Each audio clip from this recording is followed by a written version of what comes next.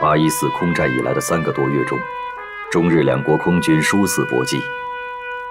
被称为中国空军4大天王的高志航、刘粹刚、乐以琴、李桂丹，先后为抗战杀敌，折戟殉国。虽然日军也损失飞机230架，飞行员被击毙327人，但中国空军仅有的不足300架飞机，几乎毁损殆尽。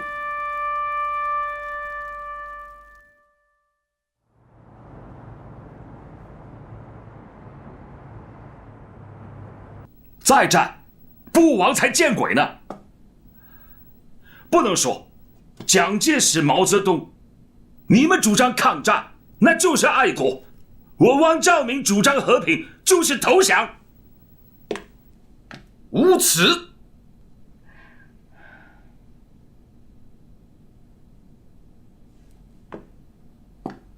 这种人，竟然当了10几年党主席，还讲一套汪汪大言，真是给党国丢脸啊！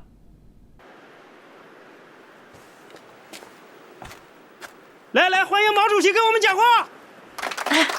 同志们好啊！毛主席好！毛主席好！毛主席好！毛主席好！9队的同志们，你们成立了救亡师，这是一个不大的举动，但是它的意义很重大。我们要做的事情就是救亡。现在呀，在中国又出现了战则亡，活则存的声音。投降的论调无论说的多么冠冕堂皇，其实质还是投降。这是敌人阴谋在抗战阵线内的反应。这种危机啊，是严重存在的，我们必须充分注意，不让亲日派得手其间。全国上下应该立刻放弃任何与日寇和平苟安的希望与估计，唯有坚持民族统一战线，抗战到底，坚决打倒日本帝国主义，才是全国人民现阶段唯一的总目标。打倒日本帝国主义！打倒日本帝国主义！打倒日本帝国主义！他们打他们的，我谈我的。我这是曲线救国。我的意思是，先让高宗武跟日本人接触一下。谈也好，见也好，最好不要在南京，也不要在上海，在香港和日本谈是最好的。戴笠的耳目太多了。那就抓住这个机会去谈。我们向我国的腹地退却，是一种特殊的、间接的抵抗方式。这种战略战术，与其说是用我们自己的剑去消灭敌人，还不如说是我们给敌人制造的疲惫，去拖垮了敌人。韦奏说得好，这是克劳塞维茨《战争论》第2卷880页上所说。克劳塞维茨在《战争论》中说，一个防御者在一次失败以后，他退却的话，受到的损失要比主动退却大得多。毛主席，自从七七事变以来发生的每一次战役，都是被动退却吗？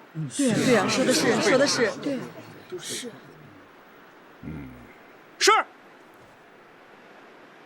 那是因为蒋介石虽然下了抗战的决心，但仍祈求与日本妥协与依赖国际裁决。这几次战役打下来啊，对于日军的消耗那是有的，可是呢，并没有挫败他们的锐气。但是有一个事实是，他们并不是势不可挡的，也不是不可战胜的。所以呢，我们现在要考虑的问题就是如何战胜他们的问题。12月5日，日军飞机一波接一波掠过南京上空，炸弹雨点般坠下，六朝古都笼罩在浓浓烟火之中。四下里都嘶鸣着空袭警报，到处都是逃窜的人群。数以万计的南京市民在轰炸中流离失所，只能涌进国际安全区去寻求庇护。喂，唐山镇遭到攻击，芜湖怎么样？是不是还在我们手里？喂，听到吗？什么情况？喂。柳川平助率领的中路日军已经抵达栖霞山、汤山、淳化一线的外围阵地。牛岛真雄和国旗登率领的南路日军进入芜湖，距离南京城下只有100多公里。狄州立兵率领的北路日军沿长江一路西来，直逼栖霞山。面对来势汹汹的3路日军，中国军队第74军防守南路，第66军防守中路，防守北路的则是第83军。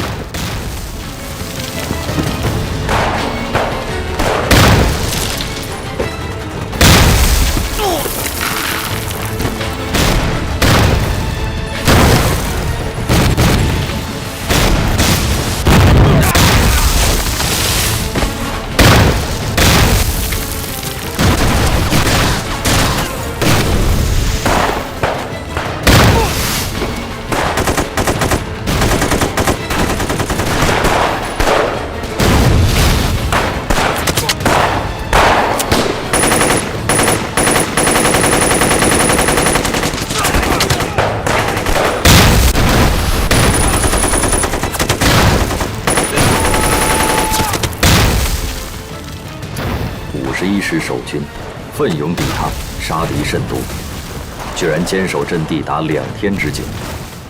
由于没有后援兵力，该阵失守。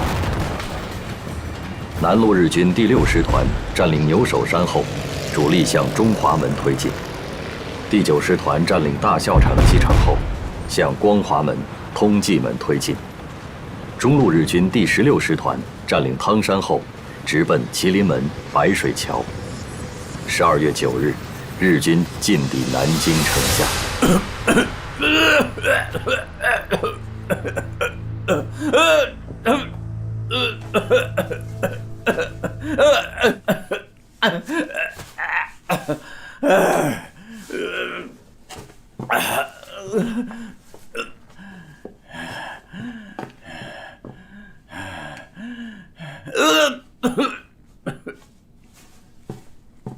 司令官殿。これは投降勧告書だ。この講和条約が結ばれ、平和的に南京に入ることができれば、傷者の数も減らすことができる。ああ、上海での我が軍の犠牲が多すぎたからな。はい。100万日军已包围南京，贵军若侥幸应战，南京必然沦陷。千载文化尽未灰烬，故本司令官奉劝贵军和平开放南京城。如果12月10日正午仍得不到任何答复，日军将开始进攻南京。大日本华中方面军司令官松井石根。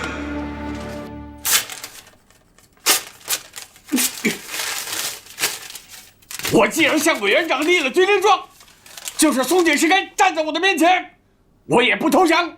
还是那句话。是与南京城共存亡。命令：搜查劝降书，军心不可动摇，民心不可动摇。上海能打3个月，南京为什么不能打3个月啊？对，我要背水一战。命令：所有船只由司令部统一调拨，关闭所有码头，任何人及部队没有命令不得渡江。违者就地正法。是。司令官殿。司令官殿。もし中国軍が投降を受け入れるならば、今双方の代表が中山門に着いたはずです。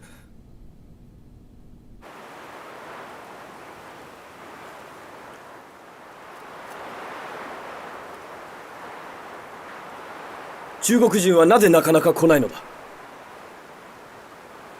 待ちますか。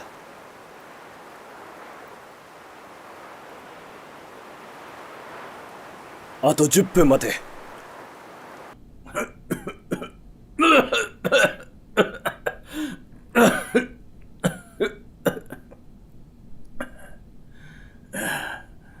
司令官殿、知らせは参りません。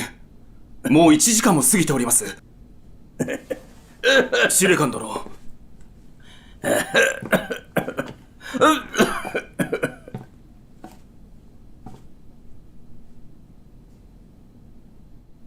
中国人は降参しないはずだ。よしやれ。12月10日午后1时，日军华中方面军司令官松井石根下令向南京发起总攻。日军第6师团突破第58师防线，从正南方猛攻第88师雨花台阵地。日军在炮兵及战车掩护下，向第151旅水西门外阵地猛烈攻击。日军第16师团步兵第33联队在重炮掩护下，向紫金山顶峰发起攻击。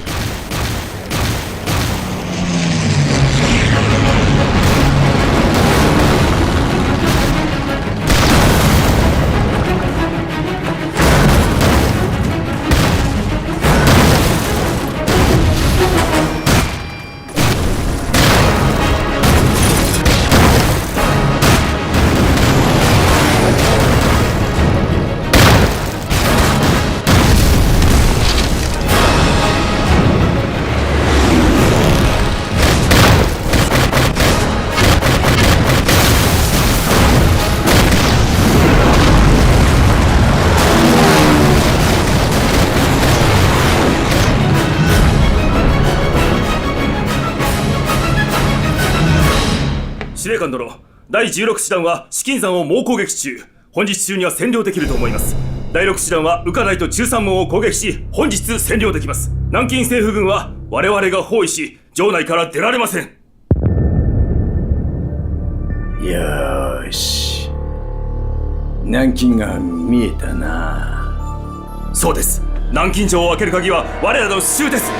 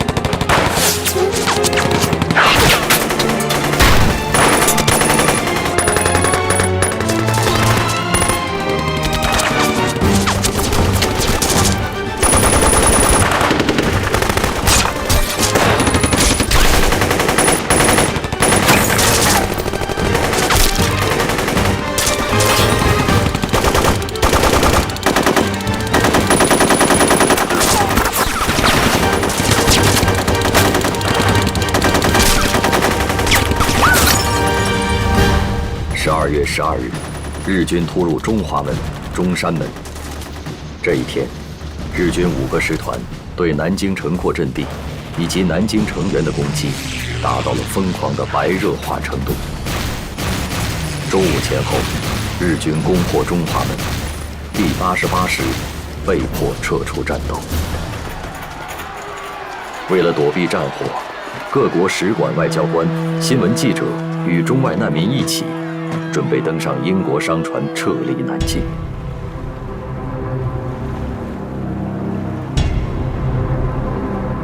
南京から逃げ出した難民船のようであります。難民？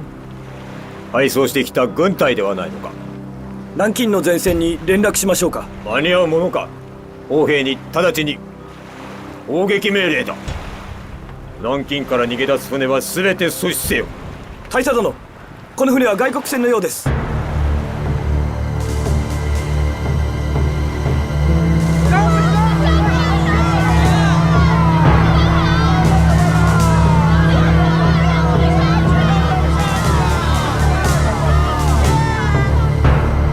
英国のレディーバード号です。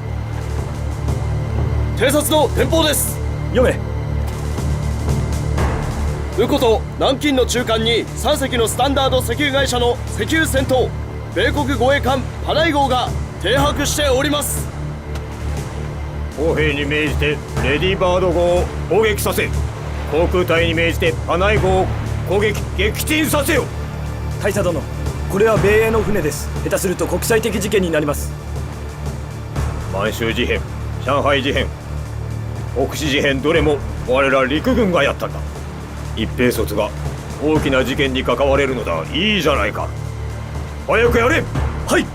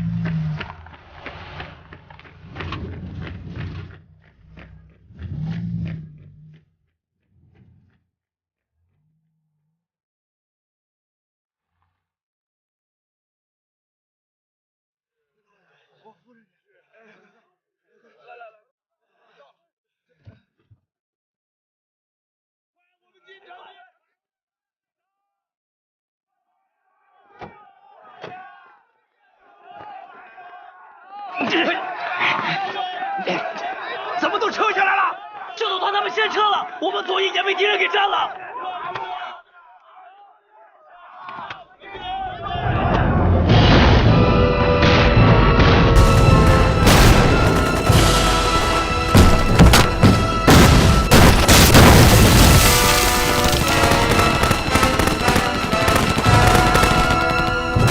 长官，司令部在哪？打散了，没有司令部了。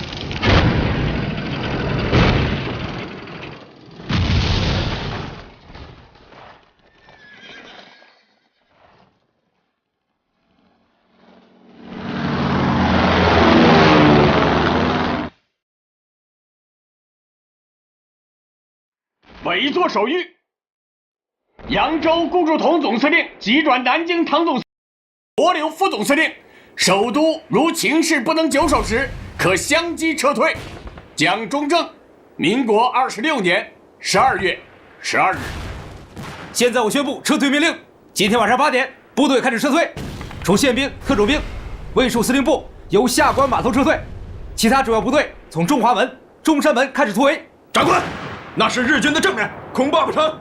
如果不能成建制，就化整为零，然后在芜湖以西、浙江以北集结，以江门码头，有36师警戒，掩护撤退。是，不服从命令者射杀无论。是，陈一吧。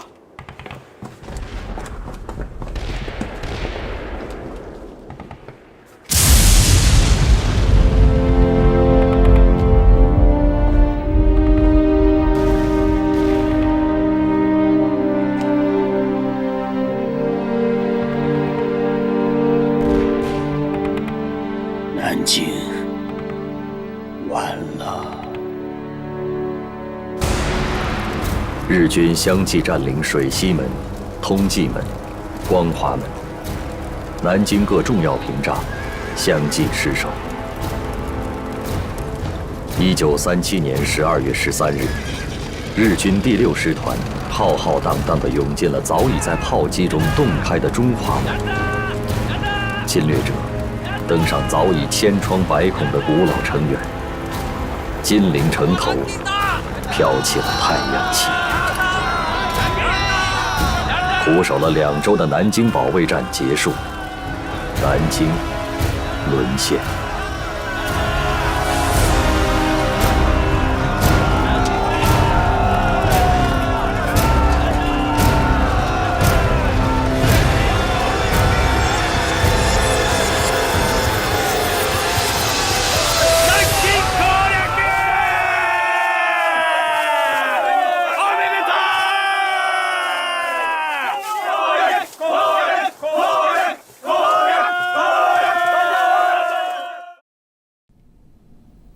还有就是，日本方面又在原来6条的基础上，又增加了3条：一、放弃容共、抗日及反满政策；二、扩大华北、华中、内蒙的非武装地带；第三，承认内蒙古自治及华北特殊政权。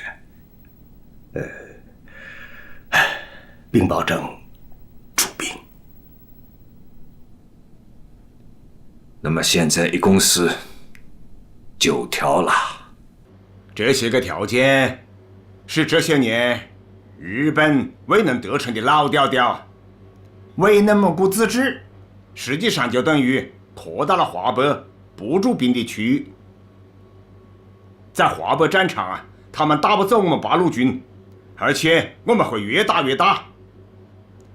还有啊，他们要求改善关税，实际上就是他们要求降低日货的进口关税，把更重的负担扔给我们中国人。毛主席，您认为国民政府会是什么态度？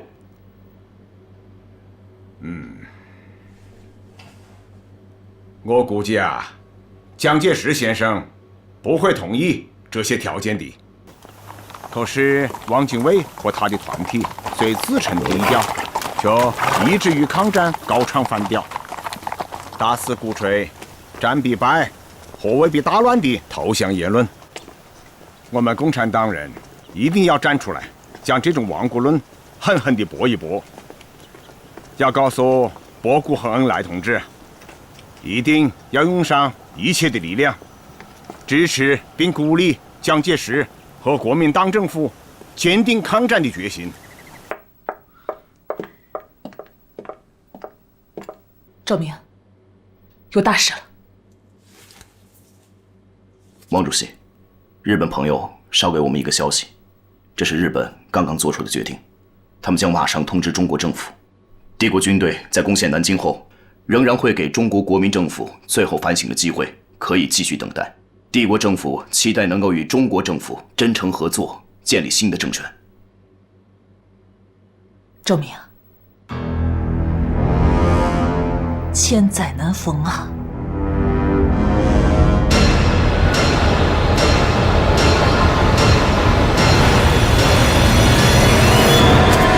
俺の命令を伝え。入場次第捕虜全員を殺害せ。はっ。焼き捨て、一文字も残すな。はっ。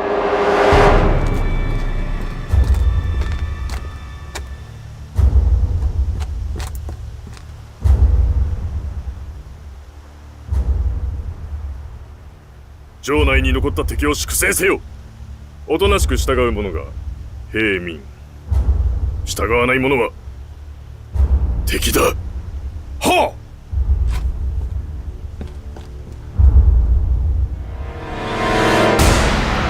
っ。日本侵略军侵占南京后，在日本华中方面军司令官松井石根和第6师团师团长谷寿夫指挥下，在全城进行了40多天的血腥屠杀。15日，已解除武装的军人9000余人被押往鱼雷营屠杀。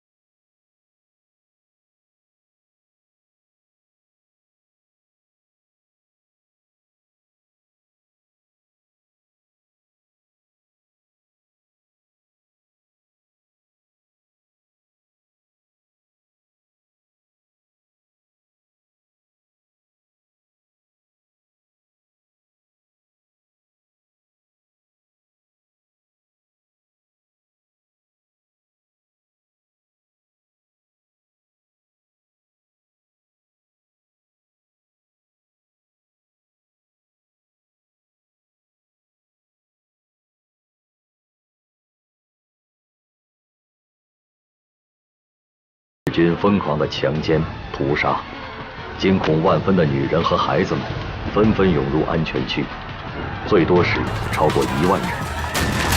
实际上，安全区对妇女来说，并非真正的安全之地。日军强行闯入安全区，到金陵女子学院，强奸妇女，抢劫钱财。在占领后的1个月中，南京市内就发生了2万起左右的强奸事件，连8、9岁的幼女和70多岁的老妪都不能幸免。许多妇女在惨遭蹂躏后，又惨遭杀害。日军暴行的高潮从1937年12月13日攻占南京开始，持续了6周。在大屠杀中，有30万以上的中国平民和战俘被日军杀害，约2万中国妇女遭日军奸淫，南京城的1/3被日军纵火烧毁，南京城变成了人间地狱。而这场惨绝人寰的大屠杀，成为了人类文明史上最黑暗的一页。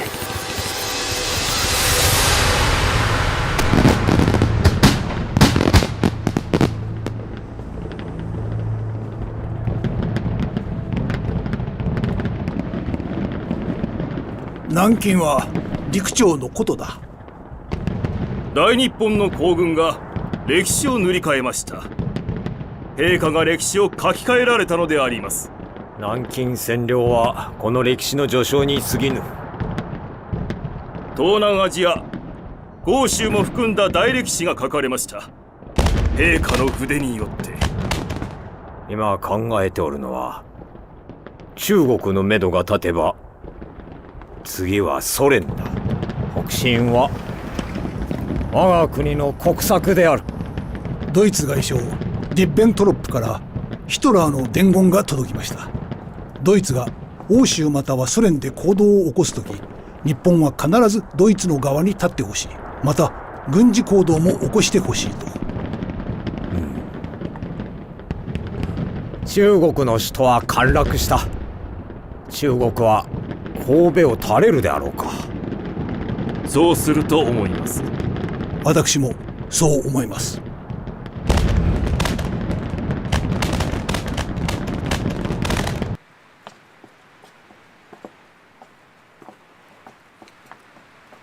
来来来，都把这挂起来啊！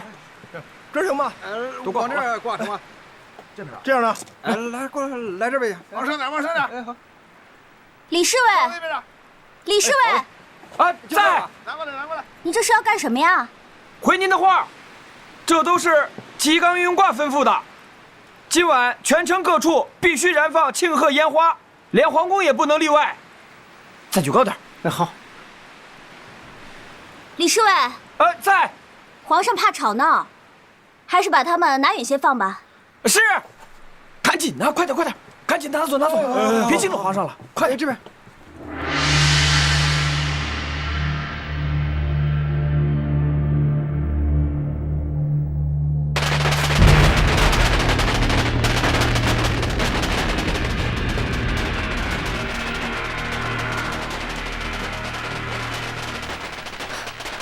皇上，这是在放庆贺烟花呢。皇上，吉冈御用挂求见。请。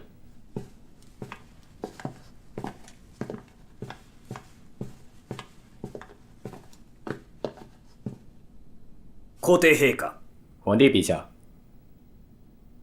大日本皇軍が南京を陥落。これほどめでたいことはありませんので、皇帝陛下には明日、天照大神にお参りしていただきます。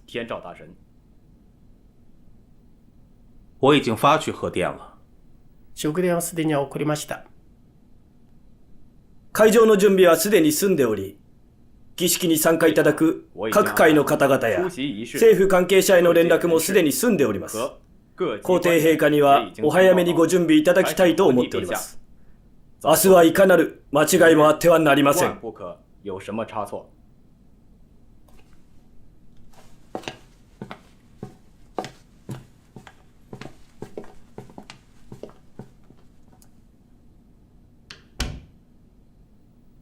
天照大神是个什么东西？这天照大神是个女的，据说是日本天皇的始祖，也是神道教的最高神灵。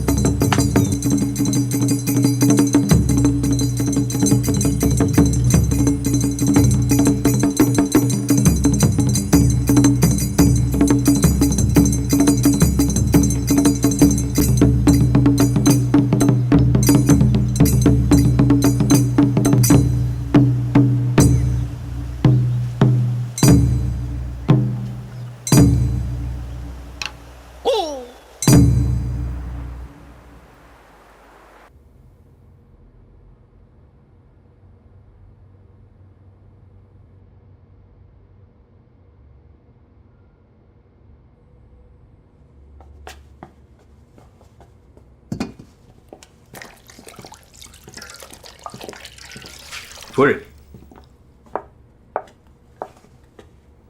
请。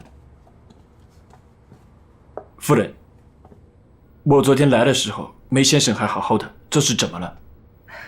为了准备您邀约的演出，昨晚在外边排练，出汗着了凉，早起就开始发烧。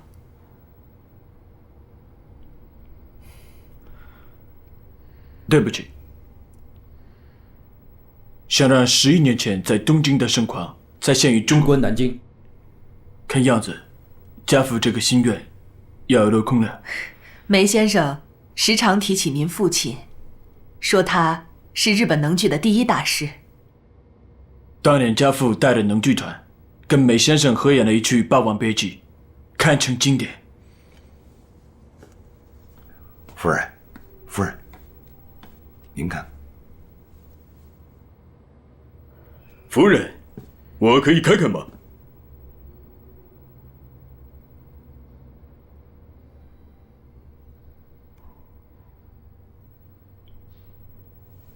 ？39度を。森田さん、これで歌えますかな？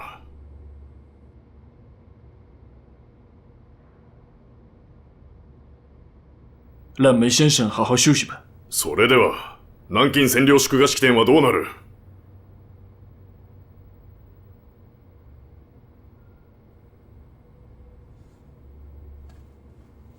梅先生，希望您能早日康复。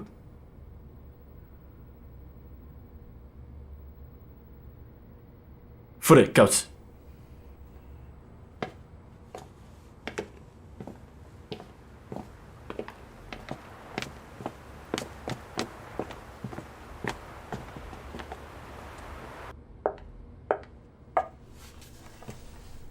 吴大夫，不会烧坏了吧？不知道，好人打上一支盘尼西林都会烧个2、3天呢。梅先生已经连打了3针了，我佩服他的骨气。为了不给日本人唱戏，他是豁出命去了。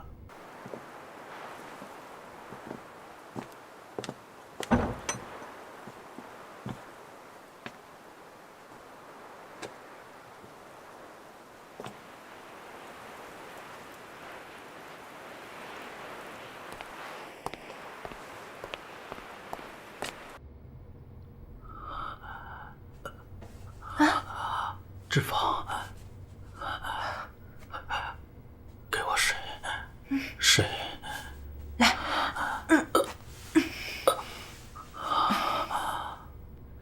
快！快！没事没事。给。哎呦，这手发的是真够高的。哎，没事儿。我呀打小练功，底子好着呢，放心吧，没事儿。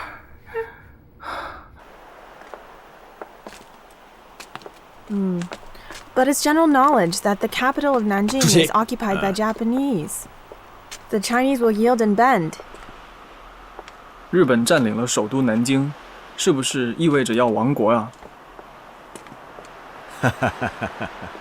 日本人想通过占领首都来逼我屈服，坚持抗战，首都一定会夺回来的。正义和非正义的较量，历来都是以非正义的失败而告终啊。再说了，他们日本国就这么大一个地方，侵略中国却是东边要打，西边他也要打，你说他能不失败吗？ They're destined for failure. Seems my husband was right. He said that Mao Zedong is very charismatic and outspoken. 他说他先生说您很有魅力，讲话特别有煽动性。你的丈夫是一个很优秀的人才， Your husband is an exceptional man. 他把中国介绍给了世界。我看你也可以继续他的作用嘛。 I believe you can 可以把中国南京实现以后，中国人民的态度告诉给全世界。中国一定会打下去的。 We will continue to fight. 只有一句话，中国人绝不会低下头，反而会把自己的胸膛挺起来的。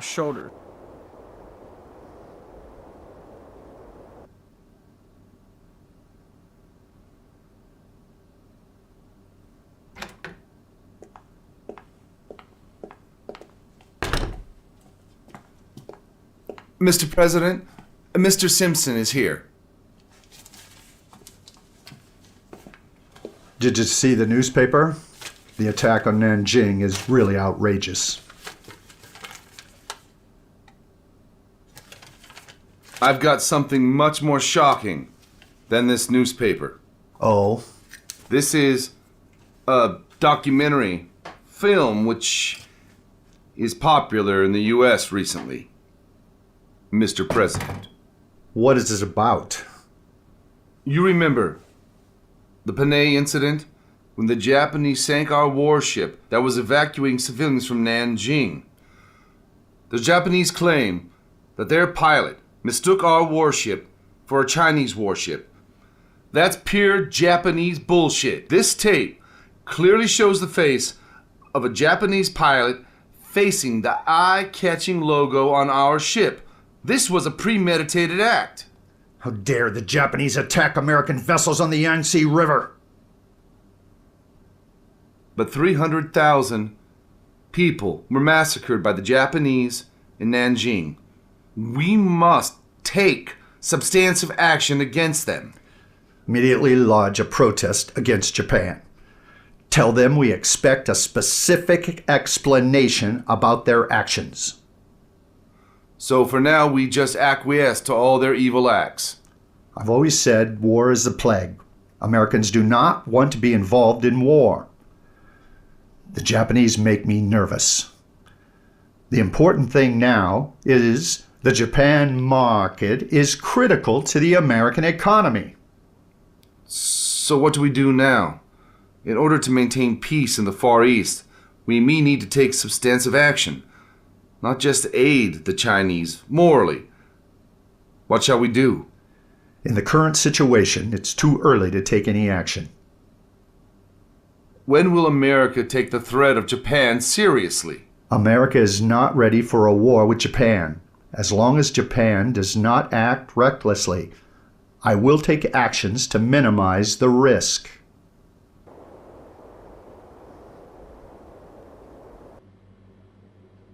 Excellent. The British ambassador to Tokyo said in his report that the Germans are planning anti-Japanese activities in China. They show a close friendship on the surface, but still they sell weapons to China. Well, Germany is unwilling to see their painstaking efforts reduced and taken over by Japan in China. On the other hand, Britain is in a difficult and delicate position to contain this potential enemy. A German expansionism is obvious.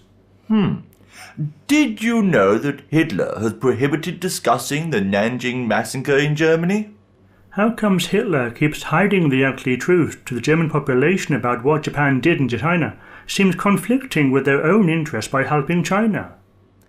He wants them hampered in China.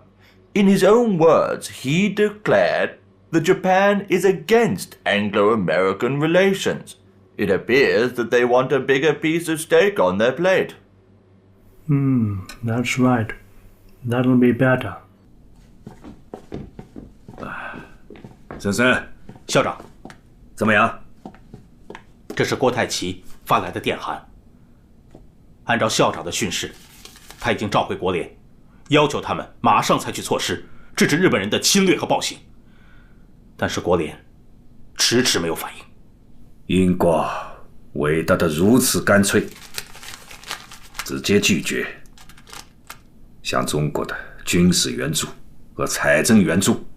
是的，郭太奇已经得到英国明确表示，说任何给中国的援助，最终必将落入苏联手中。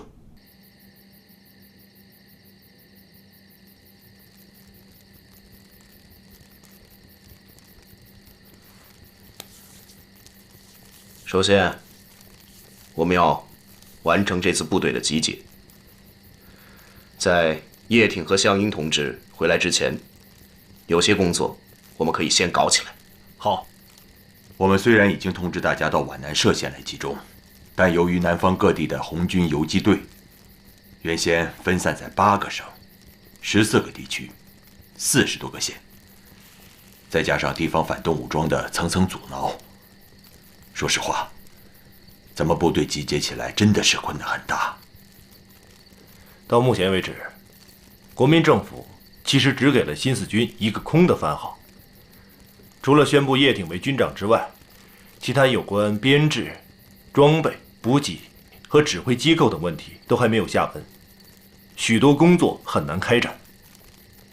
新四军是共产党的队伍，蒋介石他支持要干，不支持我们也要干。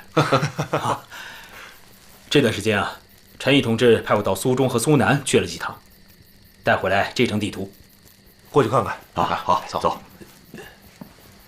来，行。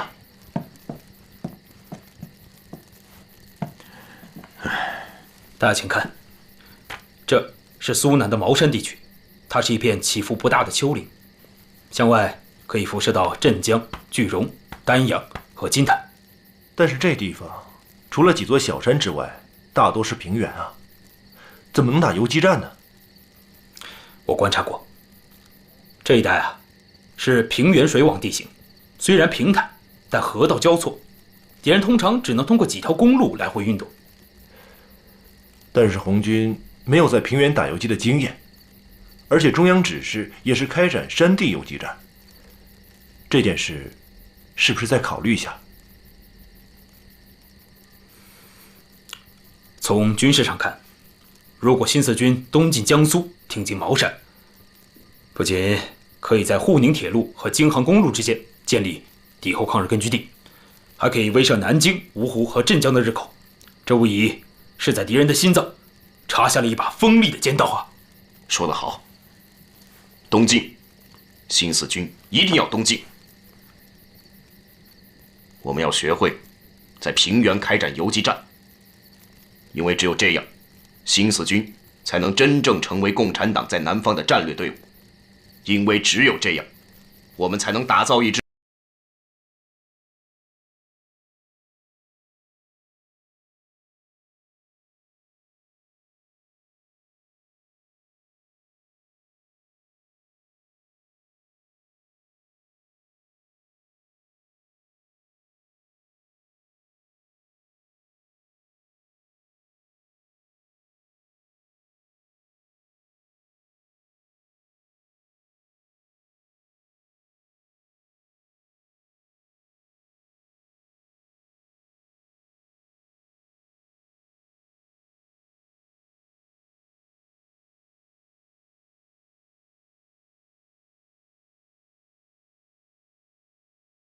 長島君、今や南京町にあるものすべて16師団の戦利品になったな。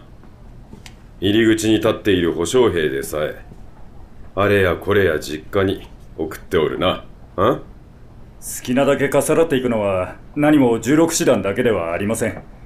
好奇心がありますから、これも戦場での心理というもの。気持ちはよくわかります。親王殿下、これは民国本の王陽明文集であります。なかなか面白いものかと。素晴らしいものだ。戦争で負けた側にとって所有権を無視されるのは辛いことだが、勝利した皇軍から見るとこれは決して戦場の道徳に反するものではない。ただ一部の英米人が南京におけるいわゆる大虐殺を批判しており、さらにいくつかの国際団体から日本政府に抗議の声が上がっている。これは我らの印象を傷つけるものである。シナ人などどうということもありません。シナ人への処置は言わず、認めず、広めずであります。分かっておればよい。この本は後で拝読いたそう。それから橋本金太郎を探すのだ。あいつは人殺しに狂って大砲で長江に停泊している英国の軍艦も撃沈した。まったく頭が痛いことをしたものだ。私も奴の肝っ玉には逆に感心してしまいます。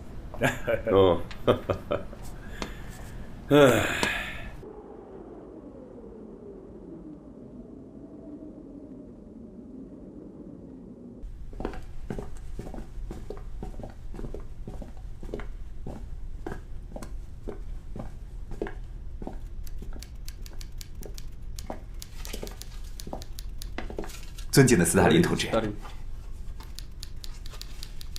这是蒋委员长让我转交给您的信。中国政府希望苏联对日作战。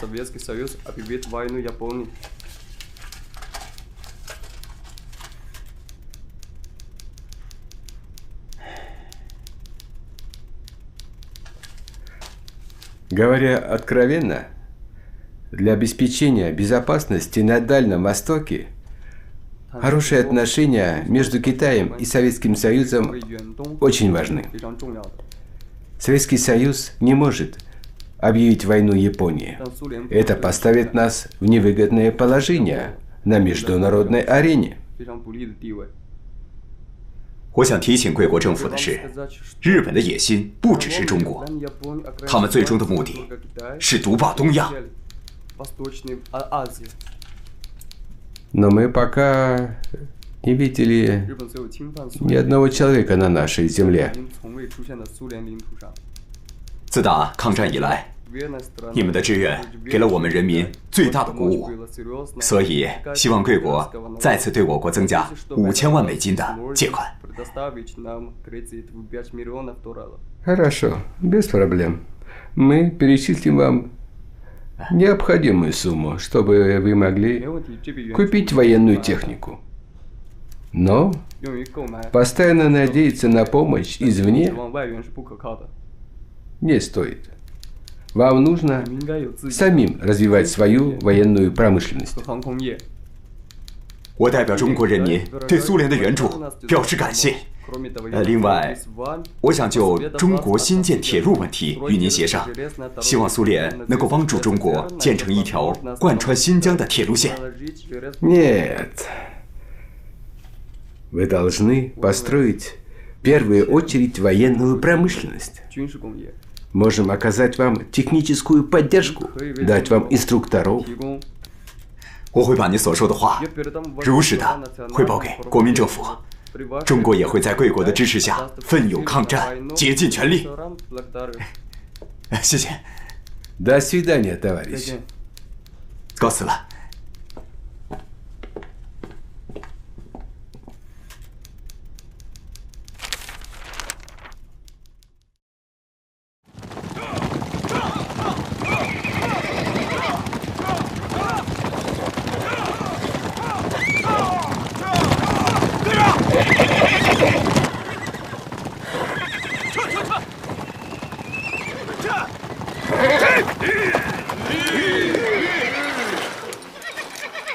警卫团呢？警卫团怎么没来啊？别喊了，警卫团被鬼子打散了。这帮该死的小鬼子，搞了个突然袭击。报告，前面的汾河渡口已经被日军堵死了，我们无路可退了，长官。别慌，慌什么？一直往那个方向，翻过几条山梁，到山里面就安全了。长官，那边可是八路军的地盘啊！现在管什么8路9路的？走，赶紧撤！干嘛？撤！快撤！快撤！地图不能丢，电台也不能丢！快！你们还背着那点医院干什么？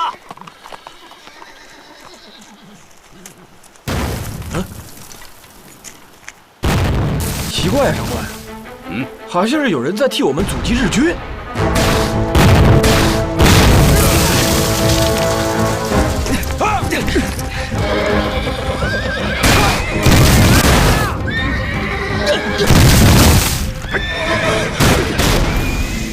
是我们自己人吗？听枪声，没有重武器，应该是8路。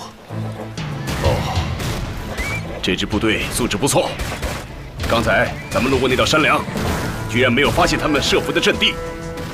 依您看，那阵地还能布多少兵啊？这么点大的阵地，最多能布置1个连。1个连？那可撑不了多久啊！长官，咱们还是赶紧撤吧，您的安全要紧啊！走。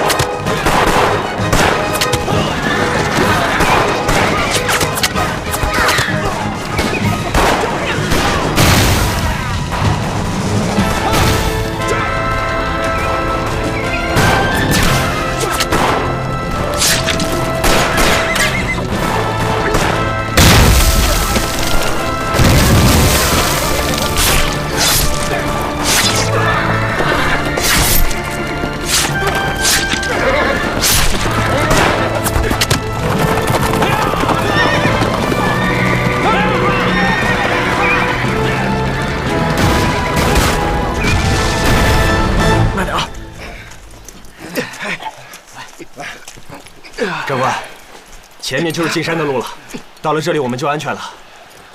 让弟兄们休息会儿吧。休息会儿。好，兄弟们，原地休息，歇会儿，歇会儿。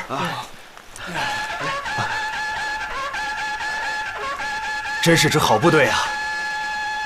都打到这个时候了，还能搞反冲锋，难得呀！估计也拼得差不多了。这个连呐，完了。啊，去查查，那是谁的部队？我要嘉奖他们。长官，你看，那边有情况，有人来了。望远镜。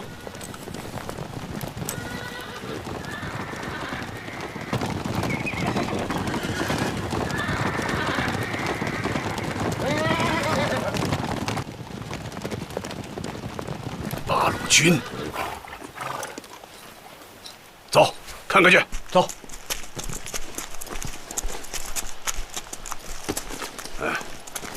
好样的！八路军115师686团312连长王永禄向你报告，我连奉命实施阻击掩护，现已完成任务。这是你们遗留的马，还有那些包裹。啊，好啊。部队的伤亡情况怎么样？我连伤亡16人。哎，刚才那阵冲锋号是怎么回事？连长看见你们已经进入了安全地带了，就让我吹冲锋号。冲锋号一响，大家一起喊杀。鬼子以为我们要冲锋了，赶紧退下去开炮。他们不会想到，等他们的炮弹落到阵地上的时候，我们早就已经撤出了山头。这是游击战术，我们人少，装备差，对付鬼子也只好用这种办法。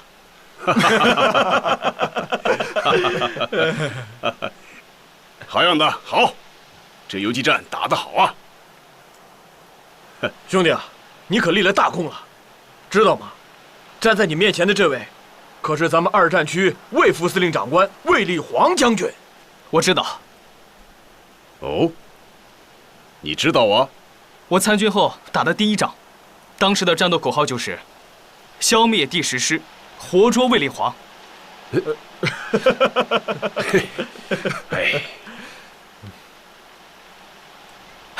那一仗，我的2个哥哥都牺牲了，可惜没能抓住你。当年你想抓我，现在又为什么愿意救我呢？当年我们打你，是因为你进犯红色苏区；今天救你，是因为我们执行党的抗日统一战线。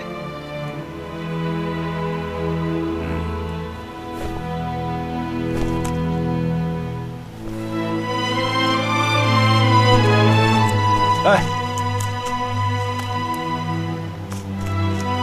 兄弟，我们想去西安，走哪条路比较好？南边和东边的汾河沿线都已经被日军封锁了。要想安全的话，往西北，过黄河走陕北，或许你们还能到延安去看一看呢。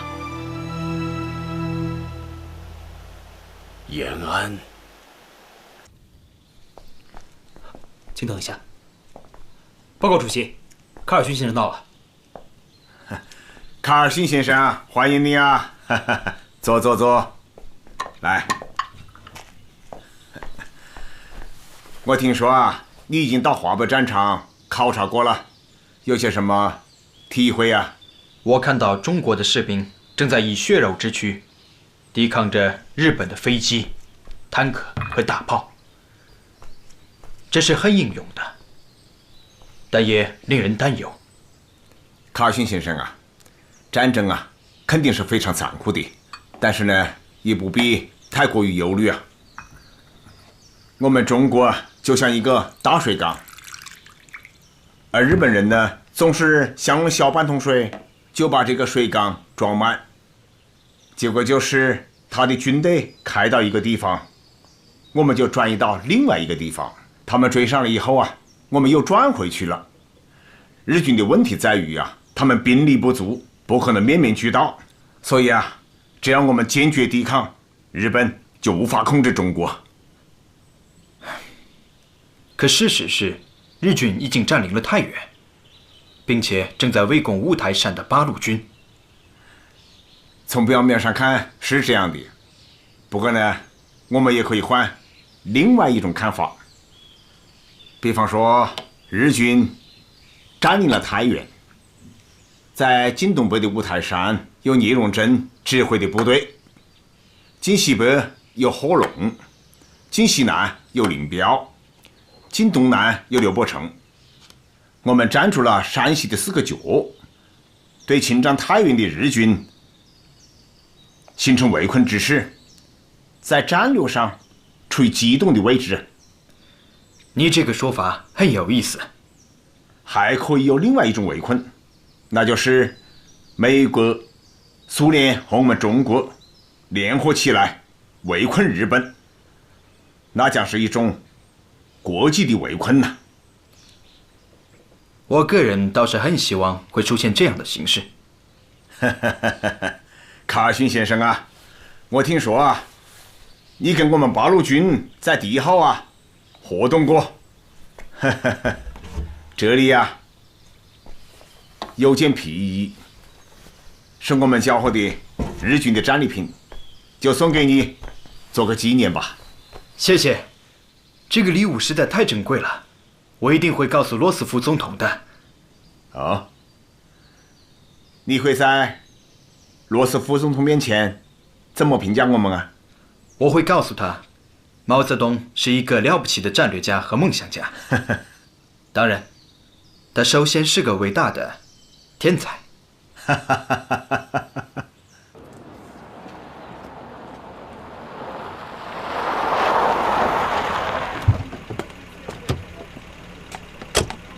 哎，可农啊，孙夫人怎么样？孙夫人已到香港，一路上由李兰同志全权负责，行程十分安全。很好，转告廖承志同志和香港办事处的全体同志，保护宋先生的安全是他们最重要的工作。是，李兰同志还说，宋先生准备在香港成立保卫中国同盟，我们全力支持他。好。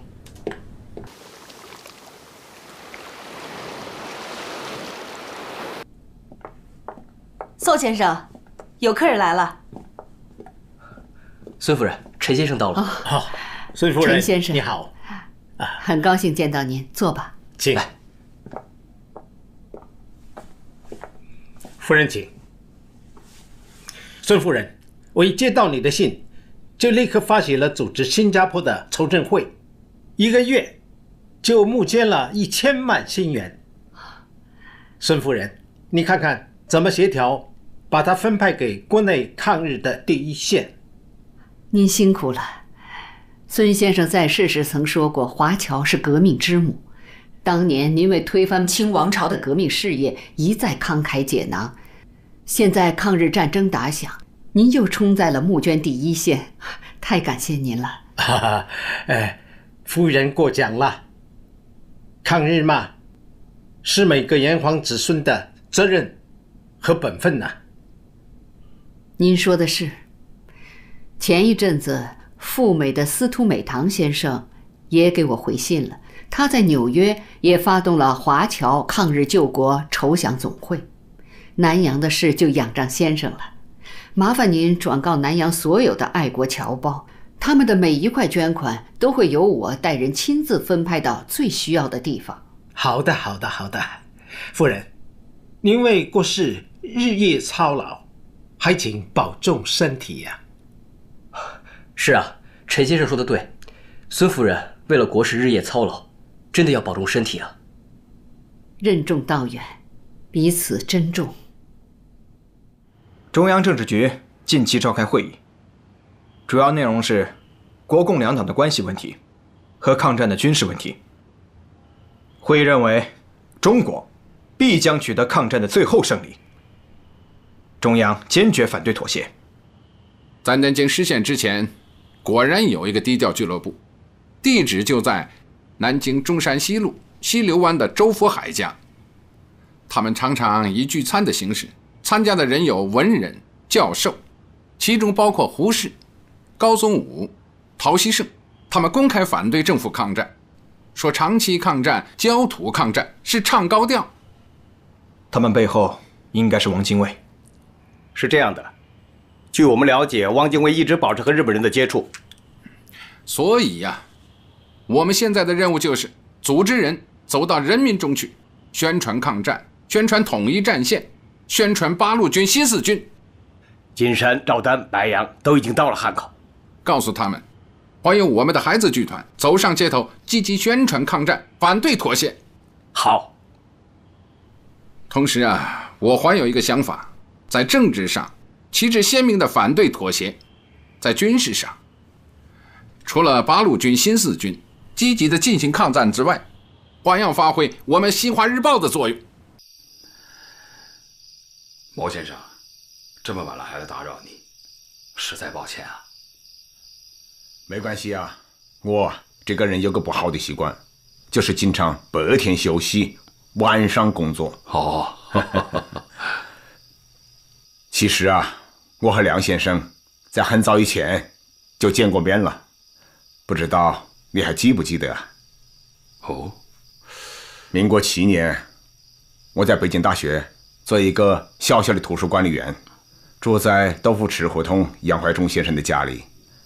那个时候梁先生是大学讲师，经常啊来杨先生家串门，每一次来都是我开的门呐。哦，是的，是的，有这回事啊！你的记性啊真好。梁先生啊，多年不见，这次来延安有何指教啊？哦，指教不敢当，不敢当啊。这次来延安呢，我完全是抱着讨教的态度的。老实说，我对目前抗战的情况是非常的失望。战场上，中国军队节节败退，政府里上上下下缺乏信心，社会各界的情绪也十分的悲观。我担心呢，如此下去，中国的前途何在？中国会灭亡吗？梁先生啊，大可不必悲观，中国不会灭亡。毛先生何以如此肯定？对于战争问题，首先要分析双方的特点。日本啊，它的优势是其军事力量强大，而它的弱势呢，就是人力物力不足。最重要的是啊，他们战争的性质是反动的，在国际上处于不利的地位。反之呢，中国的军事力量较弱，但是我们的战争是正义的，可以得到国际社会的帮助和支持，并且我们还具有大国的条件，可以支持长期的战争。两相比较，日本只有一个优势，而中国的优势呢，却有3个，这就决定了战争的获胜方是中国，而不是他们日本。可现实是，日军正在获得节节的胜利，中国军队正遭遇失败呀。这是因为啊，目前敌我双方的军事力量过于悬殊，以至于啊掩盖了中国在其他方面的优势。但只要我们采取了正确的战略方针，最终的结局是中国必胜，日本必败。毛先生对如何抗战有何高见？3个字：持久战。战争的第一阶段必然是敌人进攻，我们防御。第2阶段呢，则会因为双方的力量平衡而形成战略相持阶段，这是敌我转变力量的枢纽。而国民党只看到持久战，又不承认战略的3阶段论，尤其是啊有一个很长的战略相持阶段，那就等于穿着持久战外衣的速胜论。而第3个阶段将是我们发起战略反攻，迫使敌人撤退。这就是中日战争的基本趋势。这么说，中国不会灭亡，但是也不能迅速获胜。对，不能速胜。在战略相持阶段，共产党及其领导的敌后军民的游击战将上升为主要作战形式。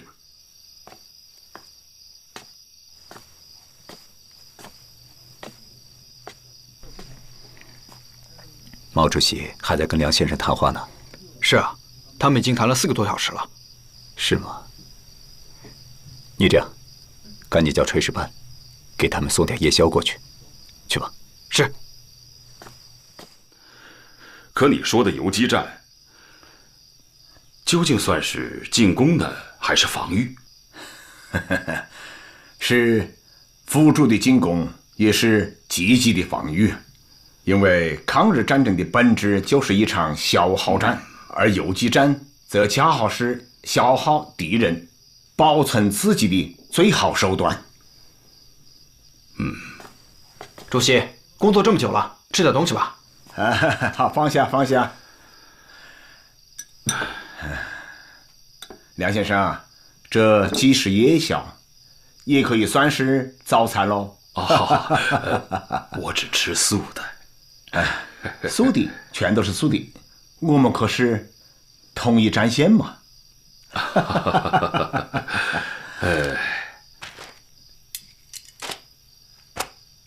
好，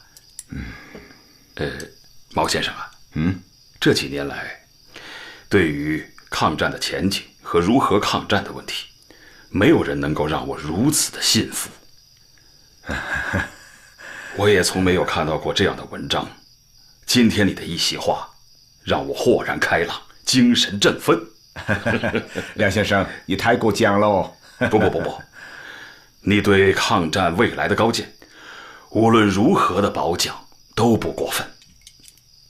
我倒是恳请你啊，能够把这些见解写成专著，广为发表。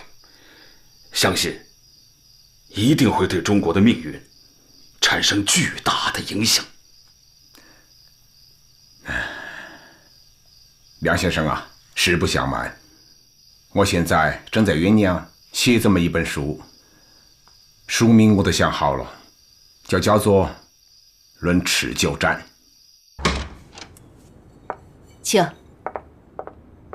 宋先生，李兰同志来了。对不起，打扰先生了。您请坐吧。知道你来，一定是有大事的，你说吧。先生，周副主席来电，说加拿大有一个医疗队来帮助中国人民的抗日战争，听说已经到香港了。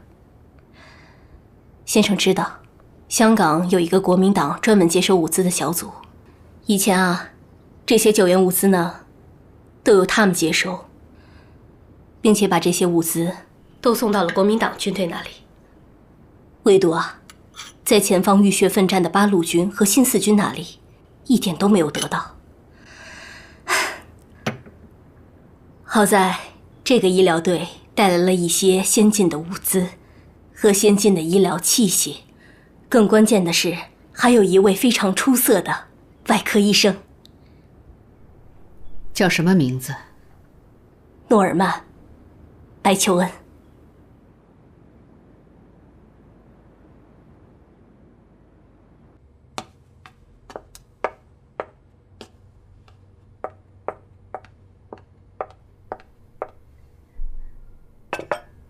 Thank you. Please, cheers. Cheers. Thank you. Cheers. Thank you all. Welcome to China, communists from Canada. Thank you. I'm surprised you know so much about me. You just came back from Canada from Spain, but you've paid attention to the war against aggression in China for a long time. That was 1931.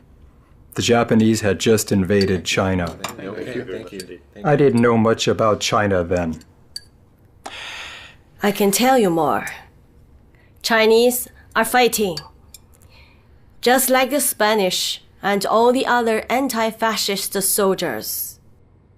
I could introduce you to fight with the real soldiers if you want. It's a deal. I'll ask my trusted fellow to take care of you. Oh, I am very independent. I don't need any special treatment, thank you. Take it easy. It's not a special treatment. She is a communist, a Chinese communist. Oh? Welcome to join such a sacred war. Please tell your friends. Chinese will be the victor. Yes. The chopsticks are held like this. You see it? Yes. Yes. Oh. That's it. Hey, wonderful. Absolutely delicious. Yes. Really tasty. It's nice. Yeah.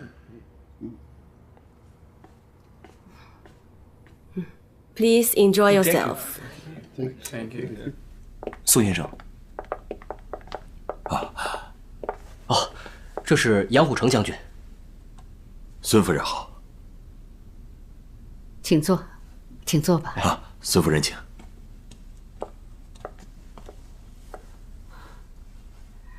请坐吧。哎，杨将军，我知道你人虽然在国外，可心早就飞回国内了。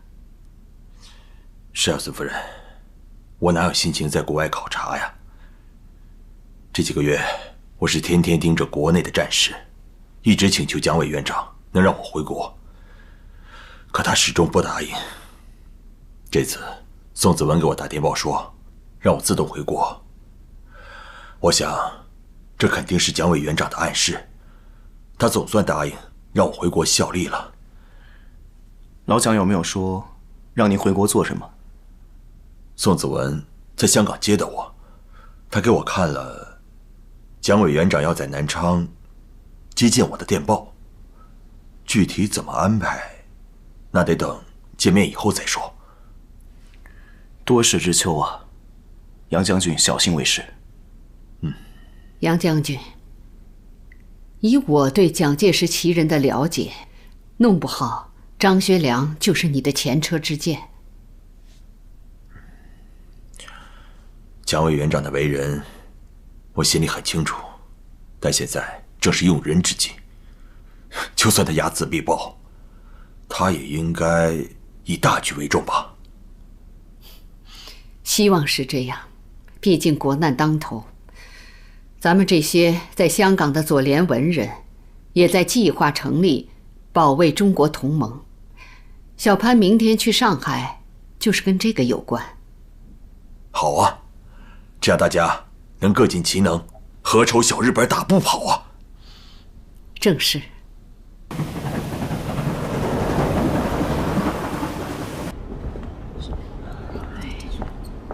谢谢。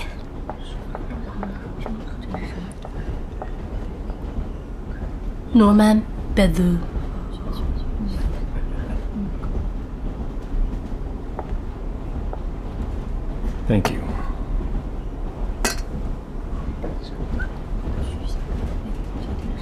What are you looking for? Where are we? Now, we are in Henan province. It's one of China's poorest places. The scenery reminds me of Canada. It reminds me of Spain. I arrived in Spain to support the anti-fascist fight there.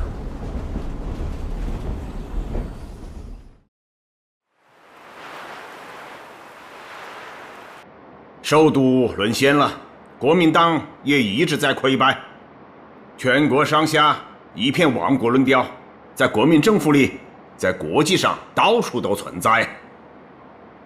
不久以前，德国驻华大使陶德曼还跟蒋介石说：“中国现在到了该结束战争的时候了。”一个国家越是妥协与悲观，就越容易遭到侵略与屠杀。反抗才是争取胜利的唯一途径。同志们，我们有4.5万同胞，而日本只有区区7000万。当我们全体民众都站起来抗击敌人的时候，日本的攻势一定会由强变弱，我们离胜利也就不远了。所以呀，要问我中国的出路是什么，那就是坚决不投降，坚决抗战，绝不动摇。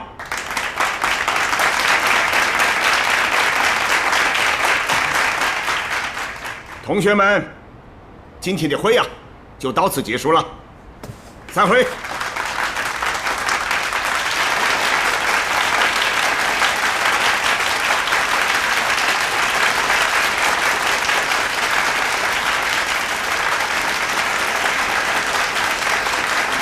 主席，哦，什么事啊？周副主席的联络员李兰同志到了。哦，他到了，他是从香港来到延安，可算是远道而来呀。是啊，他还带了个更远道的白求恩先生。哦，白求恩先生来了。好啊。戴元同志啊，我看天不太好，可能会下雪，要不把他带到我的窑洞里来？是。